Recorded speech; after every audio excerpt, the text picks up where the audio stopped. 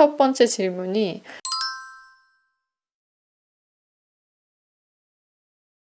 제가 아무래도 이제 라이프 플래너 같은 역할을 또 하면서 컨설팅을 많이 하다 보니까 되게 다양한 질문을 받게 되고, 그리고 많은 사람들을 만나다 보니까 뭐 이혼하신 분들도 많이 만나고, 그리고 어린 친구들도 많이 만나고, 연애 얘기랑 뭐 결혼 얘기랑 이런 것들은 빠지질 않더라고요. 그리고 정말 저한테 이제 컨설팅 받으러 오신 분들 중에서 이제 50대 넘어가신 분들도 있는데 남편 얘기를 참 많이 해요. 어쩔 수 없더라고요. 그리고 목소리가 안 좋아서 특수하게 이제 교육을 저한테 받으러 오신 건데도 불구하고 당연히 이제 자식 얘기랑 남편 얘기를 할 수밖에 없는 거예요. 왜 내가 이렇게까지 스트레스를 받고 왜 이렇게까지 힘들어서 이게 목소리와 연관지어서 문제가 생겼냐를 얘기를 하려니까 정말 집안의 대소사를 탈탈 털어서 저에게 얘기를 해주시거든요. 그래서 뭐 다양한 뭐 연애와 결혼 질문을 받는데 오늘은 썸을 끝내는 이 시점을 물어봤는데, 저는 아무래도 현실주의자 같은 면이 많이 있는 사람이다 보니까 누군가는 고백을 해야 되지 않나요? 일단 누군가 정확하게 2명 중에 한 사람은 고백을 하고 그러면 완벽하게 썸이 깔끔하게 끝나는데, 뭐 이것도 아니고 저것도 아닌 상태에서 나만 연인이라고 생각하고 있는 건 전 아니라고 보거든요. 왜냐면 언제든지 그 사람이, 상대방이 발을 뺄 수 있잖아요. 그건 아니어야 되기 때문에 나만 그렇게 생각하고 친구들한테 들어보니까 너랑 사귀는 거 아니었어? 다른 애랑 뭐 가는 거 봤는데 뭐 팔짱 끼고 가던데 손잡고 가던데, 이런 소리 들리게 하면 안 되잖아요. 그러니까 나 혼자서 썸이 끝났다고 생각하면은 그건 상대방한테는 아닐 수도 있는 거기 때문에 저는 정확하게 누군가의 입에서는 사귀자, 이런 말이 나와서 연애가 정확하게 시작이 돼야지 그게 썸의 끝이라고 생각을 하거든요. 그래서 요즘에 이런 걸로 이제 고민을 많이 하는 게, 나 혼자만의 착각인가? 그리고 나 혼자 정말 착각을 하다가 상처를 받는 경우가 많아요. 나만 연인이었던 거죠. 이 사람은 아닌데. 이 사람은 아직도 썸이고 나랑 뭐 스킨십을 할 수도 있는 건데, 예를 들어서 나는 스킨십을 하면 이거는 이제 연인으로 봐야 되지 않나? 라는 생각을, 고정관념을 갖고 있는 사람일 수도 있고, 누군가는 이제 잠자리를 하고 나서도 썸을 끝낼지 말지를 그 이후에 결정하는 사람들이 많거든요. 그러니까 이게 사람마다 너무 다른 기준이기 때문에 정말 스킨십 하나 딱 시작됐다고 뭐 스킨십 어디 진도부터는 썸이 아니고 연인이어야지만 그건 가능한 거니까라고 본인만 생각할 수 있기 때문에 스킨십을 협의를 해서 뭐 이렇게 하기가 어렵잖아요. 그러니까 그냥 누군가의 입에서 정확하게 난 너랑 만나고 싶다, 이런 정확한 연인의 시작을 알리는 말이 나와야지 썸이 끝난 거지. 애매모호하게 한쪽에서 막 착각하고 오해하고 뭐 상처받고 이런 일 없게 하는 게 좋아요, 여러분. 여러분의 정신 건강을 위해서 이런 걸 고민하고 이런 걸 물어본다라는 것 자체가 상처받을 이미 좀 준비가 되어 있는 지금 상황이라고 전 보이거든요. 그래서 반드시 이 질문을 하셨던 분께서는 제발 뭔가 깔끔하게 시작하는 거, 나는 좀 정확하게 시작하고 싶어, 난 정확하게 우리의 관계가 뭔지 정리하고 싶어, 이렇게 상대방에게 물어봐도 된다고 생각해요. 요즘에 누가 뭐 사귀자고 말하고 시작하나요? 이렇게 말하시는 분들도 많아졌거든요. 뭐 또 그것도 사람 바이 사람이긴 한데 요즘은 더 그 분위기를 자꾸 타다 보니까 다른 사람들도 이건 되게 촌스러운 거라고 말하네. 연애 시작하자. 뭐 우리 이제 사귀는 거야. 이렇게 말하는 게 촌스러운 거라고 생각하셔서 서로가 얘기를 또 안 하는 그런 분위기가 요즘엔 되게 많거든요. 우리 오늘부터 1일이야. 이런 촌스러운 말 말고 좀 요즘식으로 시작하는 정확한 그 표현을 아무튼 상대방한테 들었을 때, 내가 아니면 그 말을 해서 상대방이 동의를 했을 때가 이제 썸이 완벽하게 끝난 거다. 그래서 확인을 하고 시작하자.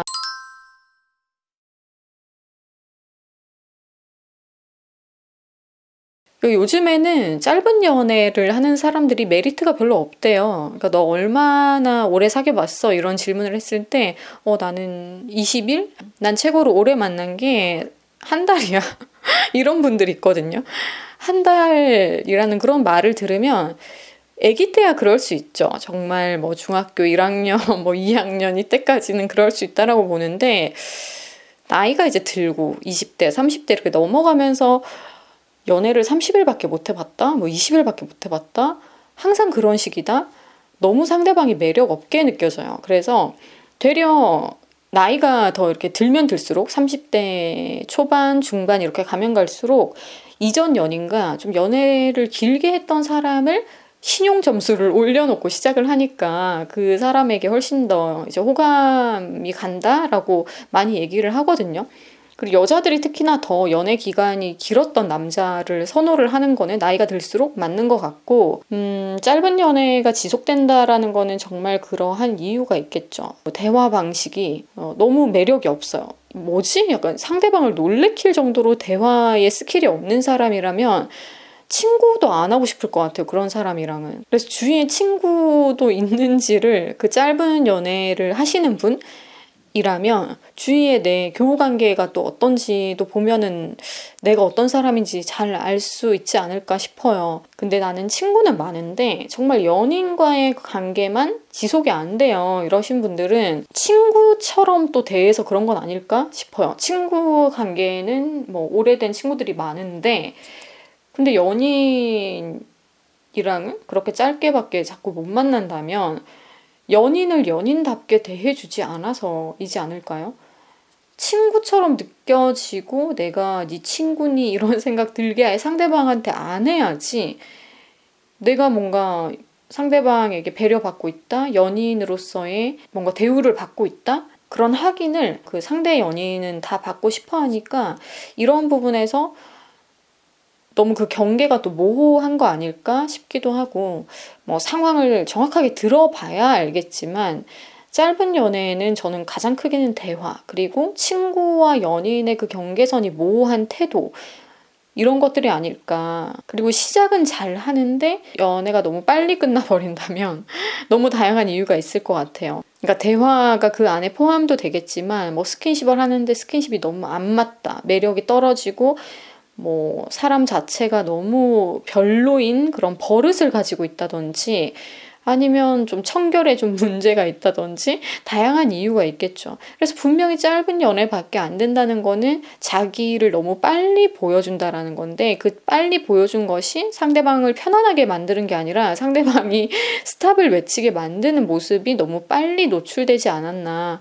그래서 되게 별로인 사람인데도 불구하고 연애를 오래 하는 사람들은 상대방을 오랫동안 속이는 것도 답이 되죠. 그래서 연애를 오래 지속하는 사람들은 원래는 안 깨끗한데 연인 만날 때만큼은 막 양치도 깨끗하게 하고 막 머리도 되게 깨끗하게 정리하고 나가고 평상시에 친구들이랑 있을 때나 연애를 안 할 때는 정말 엉망진창으로 다니는 그런 사람들도 있고 뭐 제 친구 중에서도 연애할 때만 그 사람 앞에서만 완벽한 그 모습을 항상 만들고요. 그 연인을 안 만날 때는 양치도 안 하고 정말 며칠 동안 엄청 지저분하게 생활하는 그런 또 친구가 있는데 이거는 이제 노출이 빨리 되냐 안 되냐 그런 모습을 빨리 눈치채냐 안 채냐 그런 것 같아요. 이게 뭐 청결뿐만이 아니라 정말 상대방이 깨는 모습을 좀 늦게 노출시킬수록 아무래도 연애 기간이 좀 길어질 수 있겠죠.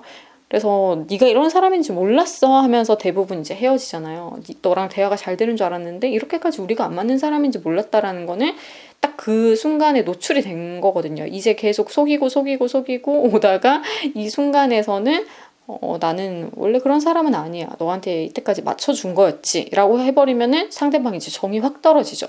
난 너가 이런 사람이고 나한테 이렇게 대해줘서 난 너를 좋아했던 건데, 아, 너는 그런 사람이 아니라고? 이러면서 약간 속은 기분이 딱 들면서 정이 확 떨어져서 헤어지자라는 말을 상대방에게 하게 되는데, 이런 식으로 그러니까 노출이 되는 그 시기가 짧은가 긴가의 차이라고 봐요.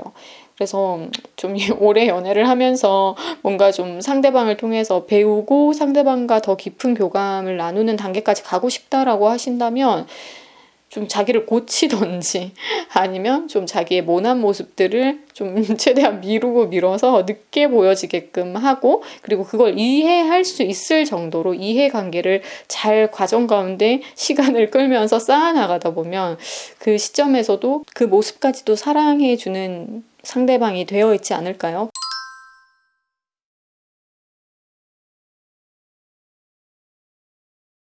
제가 또 엄청난 하고잽이잖아요.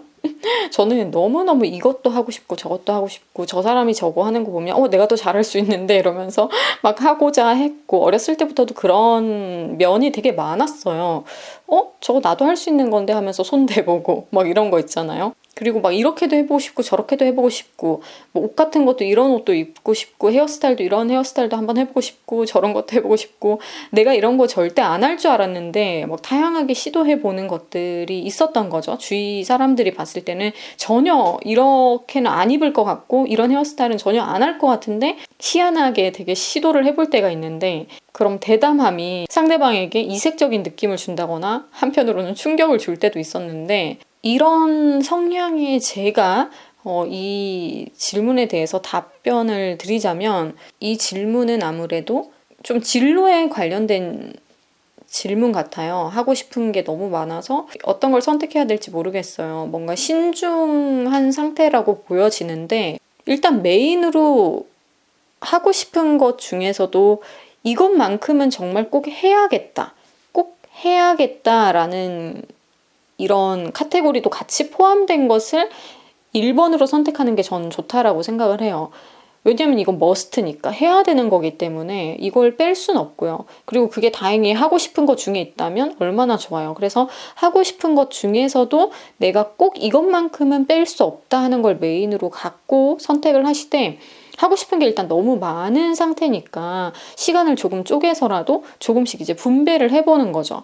저 같은 경우도 막 여러 가지를 되게 시도를 많이 해봤었는데 어떤 거는 너무 하고 싶어서 미리부터 막 준비를 해놔요. 예를 들어서 막 캠핑 같은 거라고 했을 때 제가 이제 경험한 건 캠핑은 아니었지만 캠핑이라고 했을 때 너무 해보고 싶어 이러면서 바로 막 캠핑카를 사는 사람이 있고요. 어떤 사람은 그냥 장비만 사는 사람이 있고 어떤 사람은 진짜 텐트도 막 400만 원, 500만 원짜리를 바로 사는 사람들이 있거든요. 그러니까 그 마음이 뭔가 행동으로 이미 옮겨지는 사람들이 있어요. 준비 과정을 다 끝내버린 거죠. 해보기도 전에. 이런 식으로 해서 결국은 캠핑을 갔더니 이건 나랑 너무 안 맞아. 이러면서 하루만 해도 캠핑을 접는 사람이 있거든요. 아니면 일주일 정도는 한번 해보다가 결국은 역시 안 맞네 하는 사람이 있고 처음에는 별로였는데 일주일 정도 해보니까 2주, 3주, 4주 해보니까 점점 재밌네, 점점 재밌어지네 이런 사람들이 있고요. 그리고 캠핑도 이 자리 갔다가 저 자리 갔다가 하면서도 환경 따라 이게 재밌고 안 재밌고가 달라진다라는 거를 데이터를 또 내서 이거는 내가 어떻게 준비하고 어느 장소로 가느냐, 누구와 가느냐에 따라 달라진 거지 캠핑은 나랑 잘 맞아. 이렇게 하면서 캠핑을 계속 고수하는 사람이 있단 말이죠. 그러니까 하고 싶은 것도 시도를 할 때 이렇게 다 준비하고 하시기보다는 조금씩 준비도 하고 행동도 하고 이거에 밸런스를 맞추면서 해보기를 추천을 해요. 저는 예전에 그 커피 만드는 걸 너무 해보고 싶어가지고 커피 만드는 거 하기도 전에 저도 막 머신도 사고 그리고 그 정말 이제 전문가들이 입는 그런 앞치마 있잖아요. 하나에 막 진짜 10만 원 이렇게 넘는 앞치마 같은 것도 하고 그러고 이제 커피를 배우러 갔는데 저는 당일에 알았어요. 이건 정말 나랑 안 맞아. 왜냐면 커피는 너무 좋아하거든요. 마시는 것도 좋아하고 제가 커피 향도 너무너무 좋아해요. 그런데도 그 현장에서 커피를 갈고 뭐 탁탁 치고 이런 게 너무 귀에 제가 못 듣는 소리인 거예요. 세상에 다양한 소리들이 존재를 하잖아요. 근데 제 귀에 안 받는 소리에 제가 되게 민감한 편이거든요. 귀를 한 기간 동안 너무 혹사를 시키다 보니까 귀가 되게 예민해졌어요. 근데 그 가는 소리가 너무 저가 감당을 못 하겠는 소리였고 그리고 뭐 아무튼 이렇게 쇠에 두드리는 거나 굉장히 그 그라인더 사용과 그 커피 하나를 내리기 위해서 다양한 소음들이 발생하는데 그 소음을 제가 정말 견딜 수 없겠더라고요. 하루에 한 잔 빼고 이런 게 아니라 그걸 하면서 한 훈련 기간 동안에는 엄청나게 그 소리를 계속 들어야 되거든요. 제가 하는 소리만 아니라 거기 교육생들도 많아요. 그 교육생들이 뽑아내는 그 모든 소리를 다 들어야 되기 때문에 그냥 하루 딱 다니고 환불을 한 50%인가 밖에 못 받았거든요. 등록을 이미 풀로 해버렸기 때문에. 그래서 이런 다 경험이 있지 않겠어요. 살면서 다 이런 경험을 하긴 하지만 웬만하면 이런 경험 없이 조금씩 이렇게 맛만 보는 게 좋지 않나. 차라리 뭐 동네 카페 가서 아는 사장님한테 한번 시도를 할 수 있는 그런 좀 찬스를 받아본다든지 이런 식으로 접근하는 게 좋은 방법이다라고 제 경험을 들어서도 이렇게 얘기를 할 수 있을 것 같은데, 선택의 기준이 되는 거는 내가 하고 싶은 것만이 아니라 해야 해. 또 같이 들어있는 것을 선택을 하시기를 바라겠고, 그렇다고 해서 또 해야 되는 거에만 딱 이렇게 꽂혀 있으면 계속 그렇게 사라져요. 그러니까 꼭 해야 되는 것만 쫓아서 사라지거든요. 그렇기 때문에 야금야금 시간을 분배해서 계속 이제 트라이를 해보셔라 라는 얘기를 해드리고 싶네요.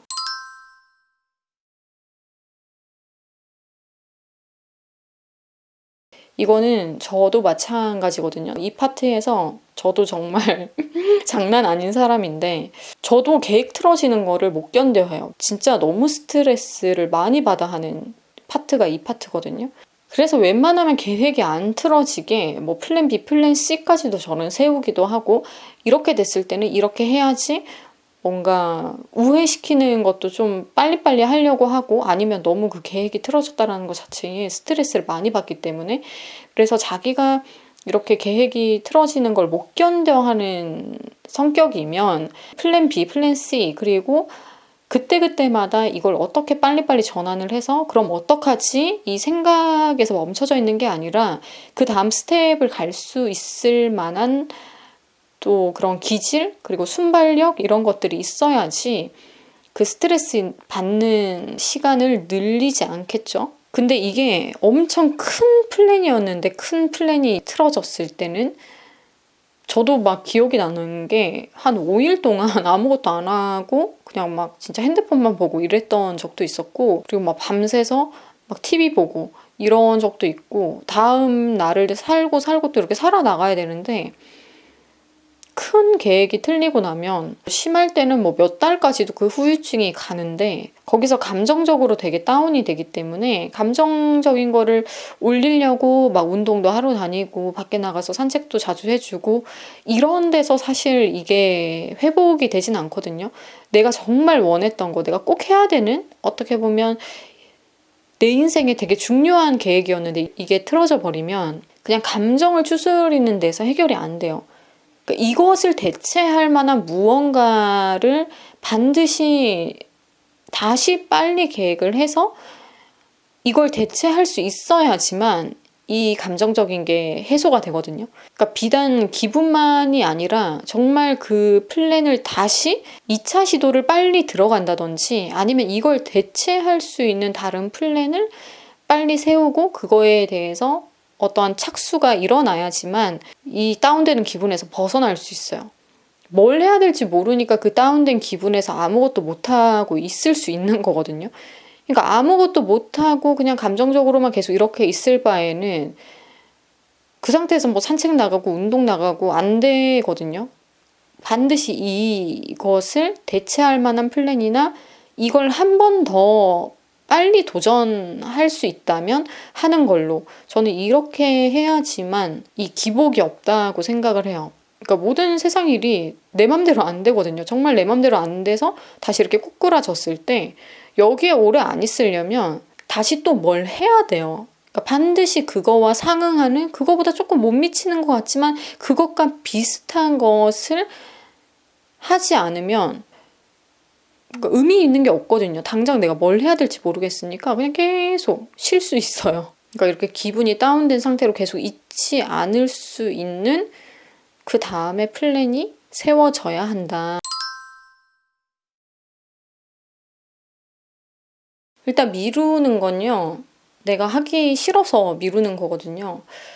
근데 꼭 해야 되는 일들이 있잖아요. 근데도 내가 미루고 있을 때가 있잖아요. 그러니까 죽어도 하기 싫은 거는 정말 끝까지 미뤄요. 그리고 이제 부담이 되니까 그런 것들도 이제 미루게 되고, 어떻게든 내가 안 할 수 있으면 안 하고 싶은 것들 있잖아요. 내가 정말 피할 수만 있다면 피하고 싶은 것들은 일단 저 멀리 딱 두고서 계속 미루다가 마지막에 딱 그냥 손을 대서 막 이렇게 하면서 빨리 처리해버리는, 그런 식으로 이제 그 일을 다루는 습관이 든 사람들이 굉장히 많은데, 이건 되게 본능적인 거거든요. 너무 당연한 거지만 이게 계속 나에게 스트레스를 주고 뭔가 업무의 효율과 공부의 효율을 떨어뜨린다.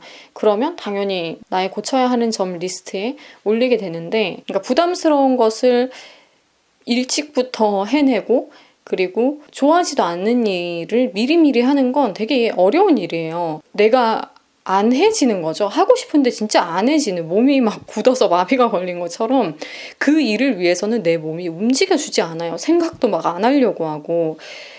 이게 되게 본능적인 거랑 연결되어 있다 보니까 사실 이거는 좀 많이 당해봐야지 내가 얼마나 이렇게 일을 미뤄서 많은 손해를 보았는가, 얼마나 내가 그 마지막 날에 그 마지막 텀에 괴로웠는가, 이게 쌓이다 보면 나를 괴롭히지 않기 위해서 이제 미리미리 조금씩 그거를 분할해서 이제 분배량만큼은 해내는 그런 루틴을 가지게 되거든요.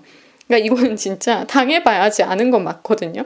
아니면 진짜 고치기가 힘들어요. 미루는 습관 같은 경우는. 사실 우리가 좋아하는 거, 그런 것들은 미뤄지지가 않잖아요. 그냥 빨리빨리 해치우고 싶지. 이게 사람 성향이랑도 관련이 있는 거고, 그게 되는 사람이 있어요. 그냥 모든 일을 그냥 이렇게 할 수 있는 사람이 있어요. 근데 그러니까 죽어도 싫어하는 거는 못하겠는 이런 성격이 해야만 하는 것을 받게 됐을 때는 남들보다 진짜 10배, 100배가 괴롭거든요. 그러니까 내가 참 이렇게 호불호가 강한 사람이구나. 내가 싫어하는 거는 진짜 너무 싫어서 끝끝내 미루다가 결국 내 목을 내가 조르는 꼴이 되는구나. 이걸 계속 좀 겪다 보면 너무 괴로워서라도 싫은 것도, 힘든 것도, 버거운 것도 정말 조금씩 분배를 해서 일찍 끝내버리는 그런 좀 나의 모습으로 나이가 들면서 좀 바뀌는 것도 있어요. 저도 너무 힘드니까 자꾸 미루면 내가 너무 힘드니까 너무 많이 겪어서 알기 때문에, 그래서 좀 당겨서 해버릇 하는 게 되려 습관이 되어버려요. 그래서 그만큼 피를 많이 보고 고생을 많이 했다면 이건 알아서 고쳐질 건데, 아직까지는 이걸로 인해서 뭔가 고민을 할 만큼 큰 손해까지는 보지 않았나 봐요. 그러니까 조금씩 하는 게 안 힘들거든요. 근데 한 번에 이제 몰아서 할 생각을 해버리면, 그리고 내가 그런 걸 또 잘한다라고 생각을 해버리면 충분히 이제 뒤로 미룰 수도 있죠. 제가 원래 딱 그런 타입이에요. 그 마지막 스퍼트를 쫙 올려서 막 짜릿하게 그렇게 다 해버리는 스타일인데 힘들죠. 진짜 태우고 2, 3일 정도는 이렇게 뻗어 있어야 되니까 루틴화된 삶을 잘 살려면 어쩔 수 없이 해야 합니다. 그러니까 그게 되니까 미루는 거 아니겠어요? 내가 미뤄서 이걸 할 수 있으니까 미루는 거잖아요. 그러니까 그러기에는 이제 나이가 들고 체력이 이제 딸리고 정신적으로 스트레스를 감당을 못하는 때가 오면 미루는 습관은 사실 알아서 고쳐지긴 하는 건데, 그러니까 그때까지 가기 전에 습관을 잘 만들어 놓으면 좋죠. 조금씩 미리미리.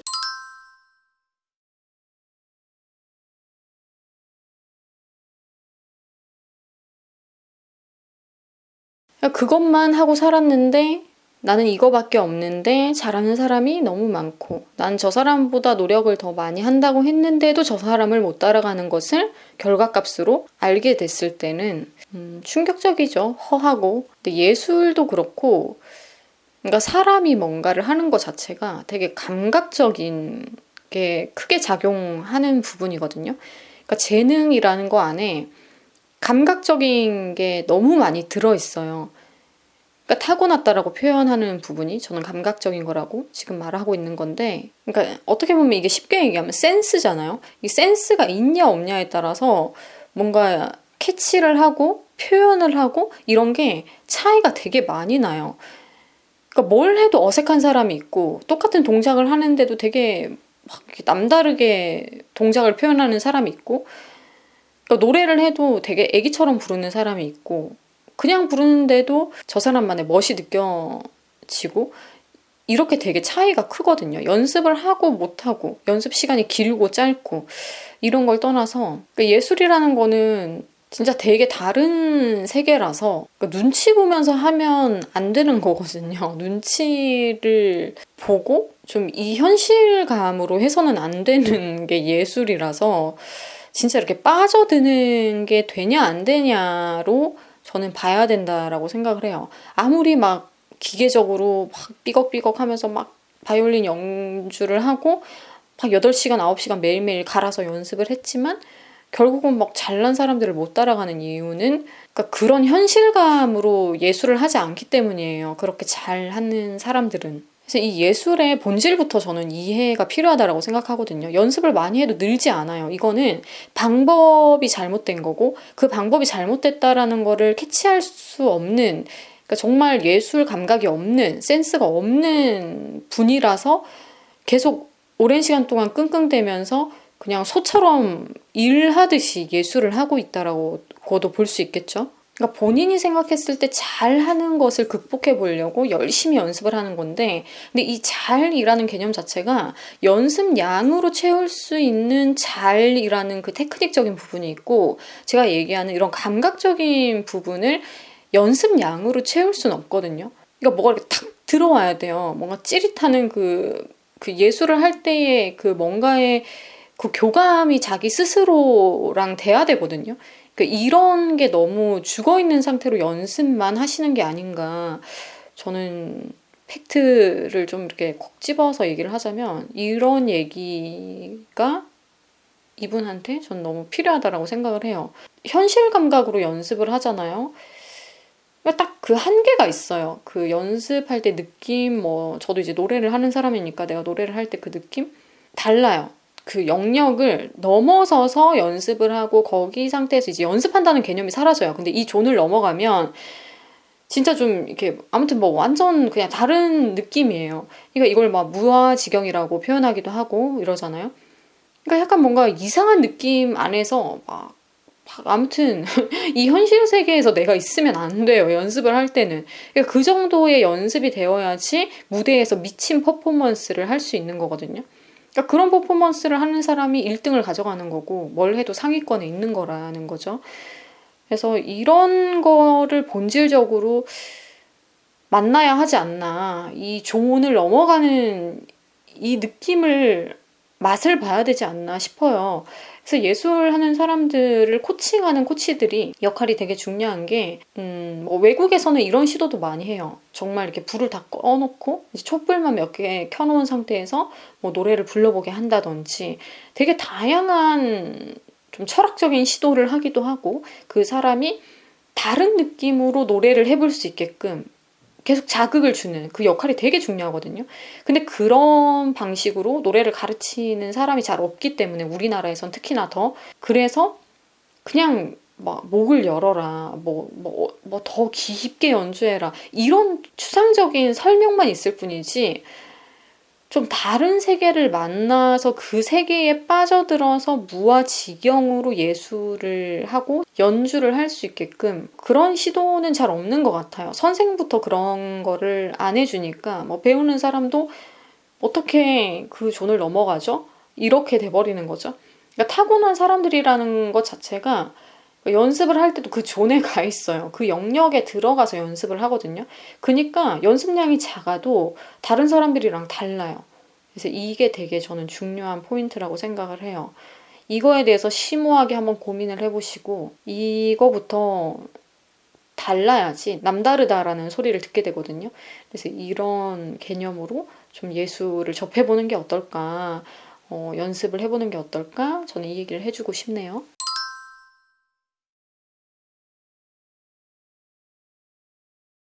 네, 새로운 시작은 참 두렵죠. 그리고 시작이라는 것 자체가 갖춰진 게 제일 없는 상태니까 아니면 무의 상태니까 우리 개가 막 밑에서 킁킁거리고 있는데 그러니까 내가 가진 게 없으면 불안한 건 당연한 것 같아요.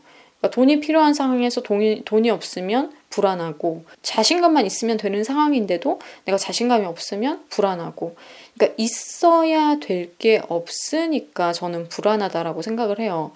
예를 들어서 아무것도 없어요. 내가 가진 것도 없는데 다 할 수 있겠다. 나는 진짜 이 패기 하나로 열정 하나로 내가 지금 젊다라는 거 하나로 밀어붙이겠어 하면서 시작해서 잘 된 사람들이 많잖아요.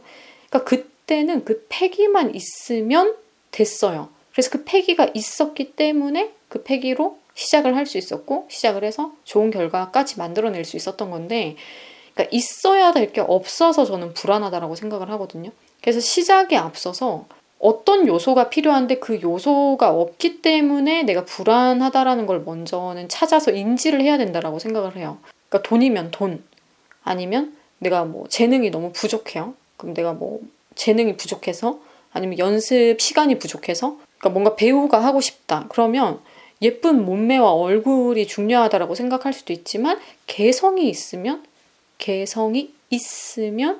배우를 시도해 볼 수 있는 거잖아요. 이런 것처럼 뭐 개성도 없어요. 연기력도 없어요. 뭐 외모도 안 돼. 몸매도 안 돼. 뭐 있어야 될 게 없잖아요.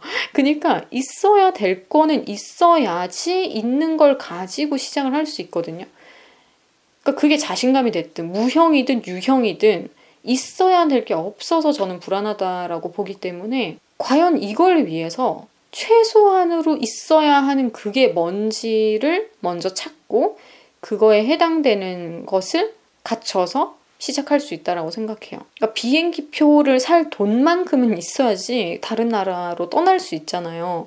그래서 거기서 뭐 일을 시작하든 뭐 길거리에서 뭘 하든 뭐 길거리에서 잠을 자든 그건 이후의 문제고, 외국으로 간다 했을 때 비행기 표는 있어야 돼요. 그걸 살 만큼의 돈이든 누군가가 그걸 지원을 해주든 그 여건만큼은 만들어져야 되는 거잖아요. 그래서 이런 최소한의 것조차 없기 때문에 시작하기가 두렵고 불안한 거 아닐까. 그리고 그걸 하기 위해서 자신감이 필요한데 내가 자신감이 없으니까 불안한 거 아닐까. 그럼 그 자신감은 어떻게 채워질 수 있지? 내가 이걸 할 수 있겠다라는 확신이 들어야지만 이 자신감이 생긴다. 그러면 내가 그걸 할 수 있다라는 확신을 어떻게 하면 가질 수 있지? 이게 필요하구나. 이거 중에 일단은 이건 있다. 그리고 나머지 두 개를 갖추기 위한 뭔가 또 노력이 필요할 것이고, 이런 설계가 되게 저는 중요하다라고 생각을 해요. 이 설계가 이렇게 차근차근 탄탄하게 기초공사보다 탁탁탁 되지 않으니까 이게 과연 될 것인가?